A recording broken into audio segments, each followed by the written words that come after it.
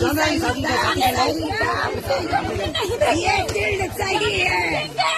क्या है? 11 महीना जो मेरे साथ किया है उसको भूल गए। આખી વિડીયો હું તમને બતાવું એ પહેલાં જોઈ લો કે આ વિડીયો પોસ્ટ કોણે કરી છે અને શું લખ્યું છે। ચૂંટણી નજીક છે અને લોકોને બ્રેનવોશ કરવા સોશિયલ મીડિયામાં કેટલાક આઈટી સેલવાળા નફરતનું કેમ્પેન ચલાવતા હોય તેવું લાગે છે। આ વિડીયો 2023નો છે, પણ અત્યારે ચૂંટણી છે એટલે કદાચ નફરતનો માહોલ બનાવવા આ નાટક કરાતા હોય એવું લાગે છે। હવે તમને એ જણાવું કે આ વિડીયોમાં થઈ શું રહ્યું છે, વિડીયો ક્યાંનો છે અને આ વિડીયો કોણે શેર કર્યો છે તેની વાત કરીએ તે પહેલા આ આખો વિડીયો જોઈ લો। ये भाई ये नहीं जाने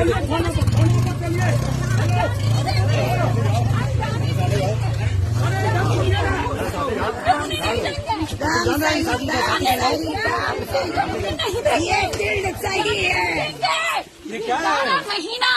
11 महीना जो मेरे साथ किया है उसको भूल गए।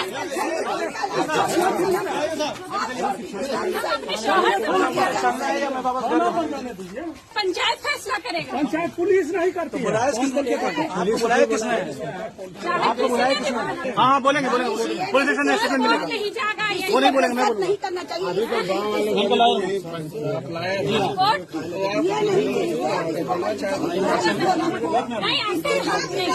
आपको कॉल आया ना?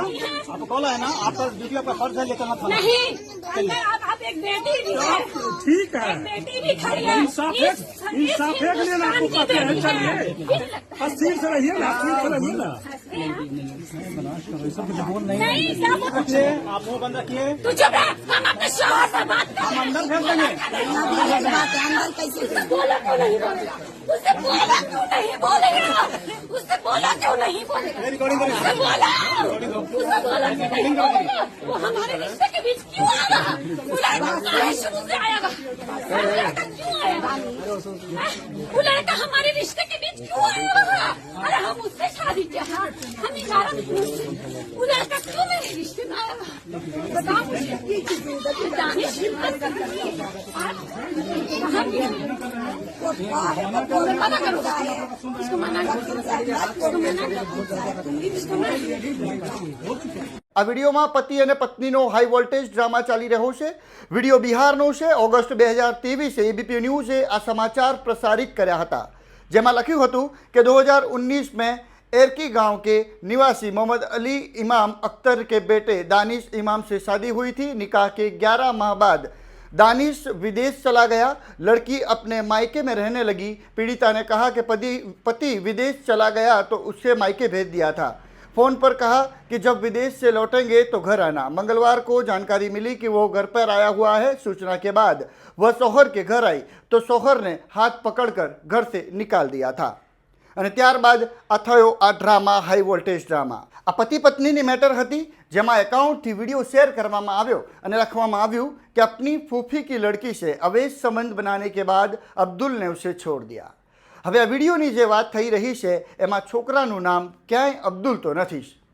આ એકાઉન્ટની અમે તપાસ કરી તો અમને લાગ્યું અને અંદર લખવામાં આવ્યું છે કે સુધાંશુ ત્રિવેદી, જે ભાજપના કદાવર નેતા છે અને પ્રવક્તા છે, તેમનો ફોટો પણ મૂકવામાં આવ્યો છે। તેમના નામે ફેક એકાઉન્ટ બનાવવામાં આવ્યું છે।